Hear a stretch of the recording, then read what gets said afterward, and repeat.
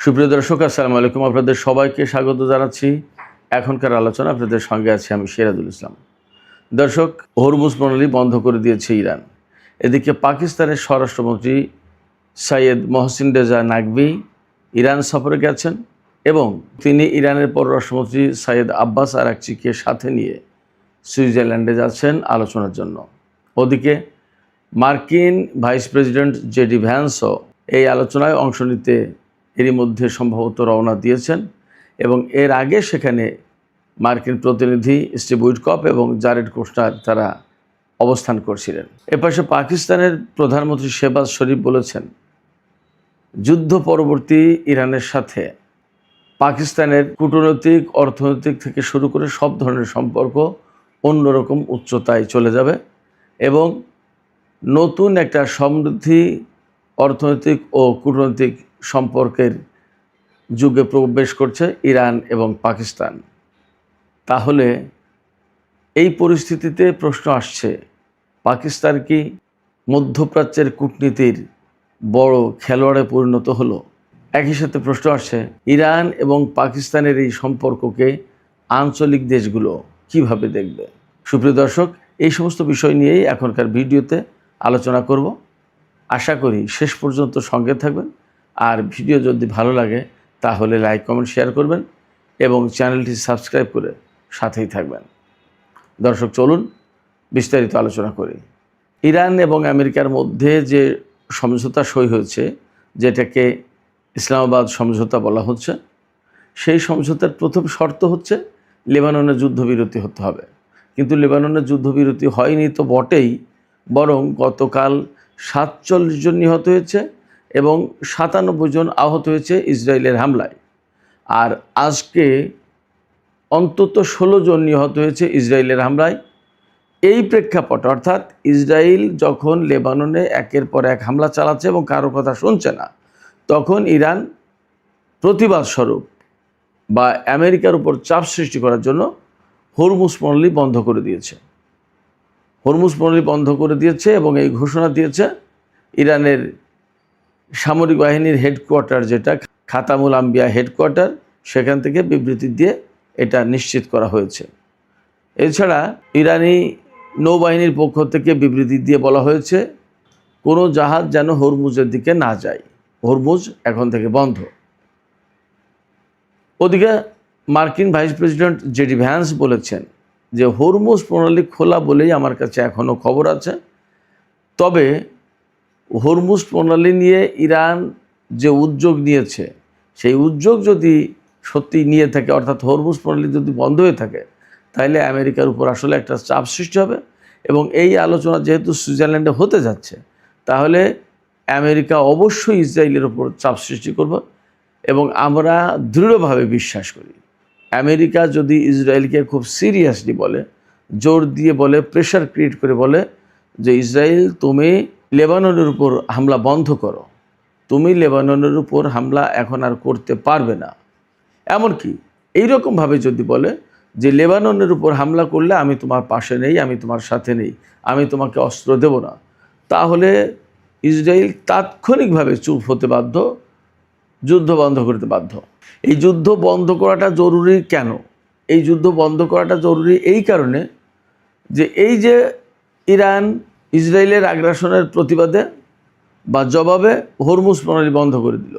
যখনই হরমুজ প্রণালী বন্ধ করে দেবে, তখনই বিশ্ববাজারে তেলের দাম বেড়ে যাবে, আবার হরমুজ প্রণালীতে জাহাজের জট লেগে যাবে আরও বেশি এবং আবার তেলের ক্রাইসিস শুরু হবে, অর্থাৎ অস্থিতিশীলতা মারাত্মকভাবে ছড়িয়ে পড়বে, আবার বড় ধরনের সংঘর্ষের আশঙ্কা জোরালো হবে। এই জায়গা থেকে অবশ্যই যুদ্ধটা বন্ধ হওয়া দরকার। যুদ্ধ বন্ধ না হলে আরও কী হবে? যুদ্ধ বন্ধ না হলে যা সমস্যা হবে, তাতে বড় ধরনের সংঘর্ষের সম্ভাবনা বা আশঙ্কা তৈরি হবে। এই আশঙ্কা তৈরি হবে এই কারণে যে ইরানকে অবশ্যই লেবাননের পাশে দাঁড়াতে হবে এবং দাঁড়াবে তারা। আমেরিকা যেমন ইসরায়েলের পাশে দাঁড়িয়েছে বা দাঁড়ায়, তেমনি ইরান লেবাননের পাশে দাঁড়াবে।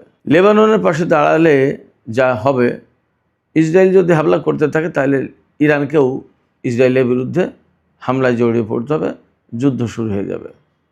তাহলে আবার সেই একই যুদ্ধ শুরু হবে, তাতে কোনো সন্দেহ নেই। এই পরিস্থিতি থেকে মুক্ত হতে হলে, এই পরিস্থিতির উত্তরণ ঘটাতে হলে আমেরিকাকে ইসরায়েলের বিরুদ্ধে শক্ত ব্যবস্থা নিতেই হবে এবং সেখানে যুদ্ধবিরতি কার্যকর করতে হবে। এবং এই প্রসঙ্গে ইরানের পররাষ্ট্র মন্ত্রণালয়ের মুখপাত্র ইসমাইল বাকাই তিনি খুব পরিষ্কার করে বলেছেন যে ইরান আমেরিকার সাথে যে চুক্তি করেছে সেই চুক্তি বাস্তবায়নের জন্য করেছে। তারা যে কমিটমেন্ট দিয়েছে, প্রতিশ্রুতি দিয়েছে, সেই প্রতিশ্রুতি রাখবে তারা, সেই জন্যই ইরান চুক্তি করেছে। সেই প্রতিশ্রুতি যদি না রাখে তাহলে ইরান তার পক্ষ থেকে এই সমঝোতা বাস্তবায়ন করবে না, হরমুজ প্রণালী বন্ধ করে দেবে। এই সংকটের ভেতরেও একটু আশার বা ভরসার দিক আছে, সেটি হচ্ছে পাকিস্তানের স্বরাষ্ট্রমন্ত্রী সৈয়দ মোহসিন রেজা নাকভি তিনি ইরান সফরে গেছেন এবং ঘোষণা এসেছে এইভাবে, তিনি ইরানের পররাষ্ট্রমন্ত্রী সৈয়দ আব্বাস আরাকচি সহ ইরানি প্রতিনিধি দলকে সাথে নিয়ে সুইজারল্যান্ডের জেনেভা শহরে আলোচনার জন্য আজকেই রওনা দেবেন এবং ওপাশে মার্কিন ভাইস প্রেসিডেন্ট জেডি ভ্যান্সও সুইজারল্যান্ডের উদ্দেশ্যে অলরেডি রওনা দিয়েছেন বলে খবর বেরিয়েছে। এছাড়া মার্কিন বিশেষ প্রতিনিধি স্টিভ উইটকফ এবং প্রেসিডেন্ট ডোনাল্ড ট্রাম্পের জামাতা জারেড কুশনার আগে থেকেই সুইজারল্যান্ডে অবস্থান করছিলেন। তার মানে মোটামুটি ধরা যায় বা আমরা আশা করতে পারি যে আজকে রাত থেকেই হয়তোবা আলোচনা শুরু হয়ে যাবে ইরান এবং আমেরিকার মধ্যে। যদিও হরমুজ প্রণালী বন্ধ করা হয়েছে, তবে আশার দিকটা এই জায়গা থেকে এটাও আশা করা যাচ্ছে, ইরান যেহেতু সিরিয়াসলি বলেছে আমেরিকাকে যে ইসরায়েলকে চাপ দিতে হবে যাতে সে লেবাননের যুদ্ধ বন্ধ করে, সেক্ষেত্রে আমেরিকাকে অবশ্যই এই চাপ দিতে হবে, না দিলে যুদ্ধবিরতি হবে না এবং এই আলোচনাও কত দূর এগোয় সেটা নিয়ে কিন্তু সন্দেহ সংশয় আছে। সেই জায়গা থেকে আমরা আশা করি আমেরিকা ইসরায়েলকে চাপ দেবে, যুদ্ধ বন্ধ হবে। যুদ্ধ বন্ধ যদি হয় তাহলে আলোচনা খুব ভালোভাবে এগিয়ে যাবে আশা করা যায় এবং এরই মধ্যে হরমুজ প্রণালী খুলে দেওয়ার কারণে, অর্থাৎ নৌ অবরোধ তুলে নেওয়ার কারণে ইরান কিন্তু অনেক তেল বিক্রি করেছে। গতকালকেই, অর্থাৎ গতকাল 19শে জুন ছিল 2026, 19শে জুন আমি একটা রিপোর্ট দেখেছিলাম যে এই নৌ অবরোধ তুলে নেওয়ার পরে ইরান $118 কোটি তেল বিক্রি করেছে, ইরান একা। সেই জায়গা থেকে সবার অর্থনীতিতে একটা সুবাতাস আসবে, এটা স্বাভাবিক ব্যাপার। কিন্তু আমেরিকা যদি পদক্ষেপ না নেয় তাহলে আবার অনিশ্চয়তা তৈরি হবে। সেই জায়গা থেকে প্রধান দায়িত্ব কিন্তু আমেরিকার উপরে, তাতে কোনো সন্দেহ নেই। এদিকে এই যে যুদ্ধবিরতি কার্যকর হলো ইরান এবং আমেরিকার মধ্যে, তারপরে ইসলামাবাদ সমঝোতা সই হলো, তাতে ইরানের প্রেসিডেন্ট এবং মার্কিন প্রেসিডেন্ট সই করলেন। এপাশে পাকিস্তানের প্রধানমন্ত্রীও সই করেছেন মধ্যস্থতাকারী দেশের প্রধানমন্ত্রী হিসেবে। এরপরে পাকিস্তানের প্রধানমন্ত্রী শেহবাজ শরীফ দেশটির পার্লামেন্টে বক্তব্য দিয়েছেন। সেই বক্তৃতায় তিনি জানিয়েছেন ইরানের সাথে পাকিস্তানের এই যুদ্ধ পরবর্তী একটা কূটনৈতিক, অর্থনৈতিক থেকে শুরু করে সব ধরনের সম্পর্কে সুবাতাস লাগবে এবং এই সম্পর্ক অন্যরকম উচ্চতায় চলে যাবে। তিনি আশা করেছেন যে ইরান প্রতিবেশী দেশ হওয়ার কারণে এবং এই যুদ্ধবিরতির ক্ষেত্রে মধ্যস্থতায় ইরানও সহযোগিতা করেছে, তা না করলে যুদ্ধবিরতি হতো না। তো এই যে সহযোগিতা, এই সহযোগিতার কারণে আশা করা হচ্ছে এই সহযোগিতা দিন দিন আরও বাড়বে এবং সেই সহযোগিতা বিভিন্ন ক্ষেত্রে ছড়িয়ে পড়বে। তাতে ইরান এবং পাকিস্তানের মধ্যে সম্পর্ক অনেক বেশি ঘনিষ্ঠ হবে এবং এতে দুই দেশেরই অর্থনৈতিক উন্নয়ন অর্জিত হবে। পাকিস্তানের প্রধানমন্ত্রী শেহবাজ শরীফ সংসদে দেয়া বক্তৃতায় তিনি দাবি করেছেন যে ইরান এবং আমেরিকার মধ্যে এই যে যুদ্ধবিরতির ব্যাপারে মধ্যস্থতা করা হলো, চুক্তির ব্যাপারে মধ্যস্থতা করা হলো পাকিস্তানের পক্ষ থেকে, এর কারণে পাকিস্তান সারা বিশ্বে আন্তর্জাতিক অঙ্গনে একটা বিরাট মর্যাদার আসনে বসেছে এবং সবাই পাকিস্তানের এই কূটনৈতিক দক্ষতার যোগ্যতাকে বিশেষ সম্মানের চোখে দেখছে, সম্মান করছে। তিনি দাবি করেছেন এই যে সম্মান, এটা আসলে গোটা পাকিস্তানের জনগণের সম্মান, রাষ্ট্রীয় সম্মান, জাতীয় সম্মান এবং এই সম্মানের ভাগিদার সবাই। এই জন্য সবাইকে একসাথে কাজ করার আহ্বান জানিয়েছেন তিনি। একই সাথে প্রেসিডেন্ট পেজেশকিয়ানকে তিনি পাকিস্তান সফরের জন্য আমন্ত্রণ জানিয়েছেন এবং তিনি সেই আমন্ত্রণে বলেছেন যে আপনাকে স্বাগত জানানোর জন্য পুরো পাকিস্তানি জাতি আগ্রহের সাথে অপেক্ষা করছে। শেহবাজ শরীফ আরও জানিয়েছেন যে তিনি সৌদি ক্রাউন প্রিন্স মোহাম্মদ বিন সালমানের সাথেও ফোনে কথা বলেছেন এবং তাকে অভিনন্দন জানিয়েছেন এই চুক্তি সই হওয়ার জন্য। সালমান তিনি নিজেও পাকিস্তানের প্রধানমন্ত্রীকে অভিনন্দন জানিয়েছেন, শুভেচ্ছা জানিয়েছেন এই চুক্তি, এই সমঝোতা এবং যুদ্ধবিরতির ক্ষেত্রে মধ্যস্থতা করার জন্য। ওই ফোন আলাপে পাকিস্তানের প্রধানমন্ত্রী বলেছেন সৌদি আরব থেকে শুরু করে আঞ্চলিক বেশ কয়েকটি আরব দেশ এই যুদ্ধবিরতি এবং ইরান ও আমেরিকার মধ্যে সমঝোতার ক্ষেত্রে সহযোগিতা করেছে। তারা এই সহযোগিতা না করলে এই যুদ্ধবিরতি এবং ইসলামাবাদ সমঝোতা এটা খুব সহজ হতো না। এই জায়গায় শেহবাজ শরীফের একটা কথা বিশেষভাবে গুরুত্বপূর্ণ যে ইরানের সাথে পাকিস্তানের সম্পর্ক উন্নত হবে এবং অর্থনৈতিক সহযোগিতা বাড়বে। এই সহযোগিতাটা কীরকম বাড়বে আমরা বুঝতেই পারি। পাকিস্তান এবং ইরান যেহেতু একেবারে সীমান্তবর্তী দেশ, 900 কিলোমিটার দুই দেশের মধ্যে অভিন্ন সীমান্ত, কমন সীমান্ত রয়েছে। এই সীমান্ত ব্যবহার করে তারা বাণিজ্য করতেই পারে। পাশাপাশি আপনাদেরকে আমি একটা বিষয় স্মরণ করে দিতে চাই, প্রেসিডেন্ট মাহমুদ আহমদিনেজাদের সময় সম্ভবত পাকিস্তান এবং ইরানের ভেতরে একটা চুক্তি সই হয়েছিল, যে চুক্তির আলোকে পাকিস্তান পাইপলাইনের মধ্য দিয়ে ইরান থেকে তেল আনবে। সেই পাইপলাইন কিন্তু ইরানের পাশের যে অংশটা সেটা পুরোপুরি অনেক আগেই তৈরি করা হয়ে গেছে। পাকিস্তানের অংশটা তৈরি করা হয়নি, কারণ মার্কিন নিষেধাজ্ঞার কারণে এবং আমেরিকার সাথে পাকিস্তানের যে সম্পর্ক তাতে তারা সাহস করেনি। এখন আশা করা হচ্ছে যদি ইরানের সাথে আমেরিকার বৃহত্তর একটা চুক্তি হয়ে যায়, চূড়ান্ত চুক্তি হয়ে যায়, তাহলে পাকিস্তান এবং ইরানের মধ্যে এই যে পাইপলাইনের যে সম্পর্ক অর্থাৎ পাইপলাইন সেট আপ করার ব্যাপার, এটা পাকিস্তান নির্মাণ করে ফেলবে এবং ইরান থেকে সহজেই এবং কম খরচে আমি ধারণা করি প্রতিবেশী দেশ হিসেবে হয়তো কম দামেও তেল পাবে পাকিস্তান। তার মানে পাকিস্তান বিরাটভাবে এখানে লাভবান হবে। আর আঞ্চলিকভাবে কূটনীতির ক্ষেত্রে একটা প্রভাবশালী দেশ হয়ে উঠল পাকিস্তান, তাতে কোনো সন্দেহ নেই। উপসাগরীয় যে সমস্ত আরব দেশ, প্রত্যেকটা দেশ এখন পাকিস্তানকে বিশেষ মর্যাদার চোখে দেখবে। আগে অনেকেই হয়তো একটু গরিব দেশ হিসেবে দেখত, তাদের সামরিক সক্ষমতাকে সমীহ করত, কিন্তু গরিব দেশ হিসেবে কিন্তু একটু নেগলেক্ট করত।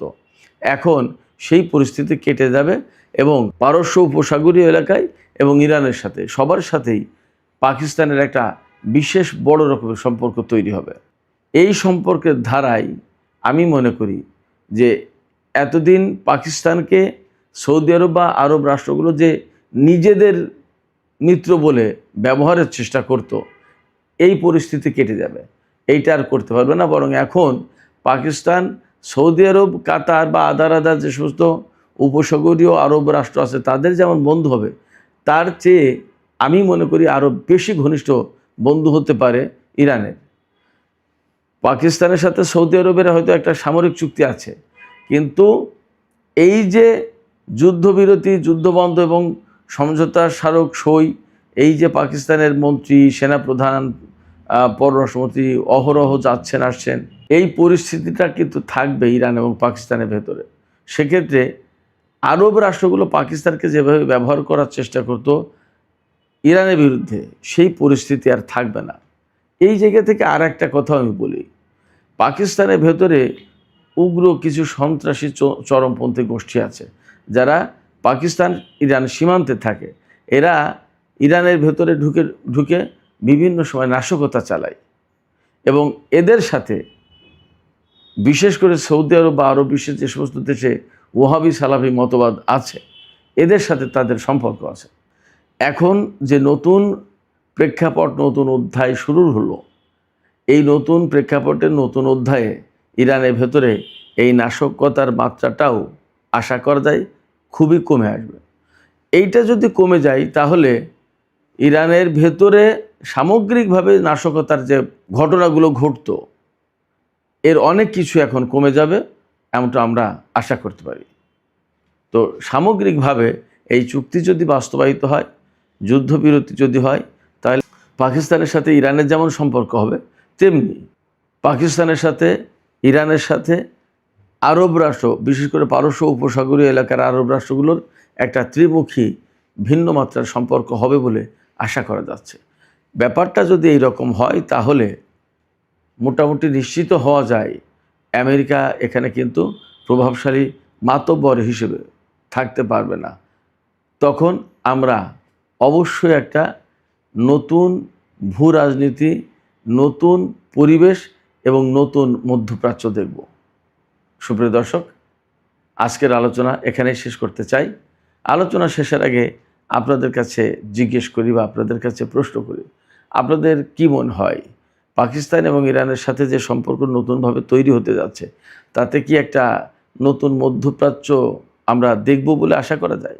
এবং এই ক্ষেত্রে ভারত, পাকিস্তান, সংযুক্ত আরব আমিরাতের মধ্যকার যে ত্রিমুখী একটা সম্পর্কের রসায়ন আছে, সেখানে আসলে কী রকম পরিবেশ তৈরি হবে বলে আপনাদের মনে হয়? দর্শক, আপনাদের মতামত কমেন্টে জানাতে পারেন। আর ভিডিও ভালো লাগলে লাইক, কমেন্ট, শেয়ার করবেন এবং চ্যানেলটি সাবস্ক্রাইব করে সাথেই থাকবেন। আপনাদের সবাইকে অনেক অনেক ধন্যবাদ। আল্লাহ হাফেজ।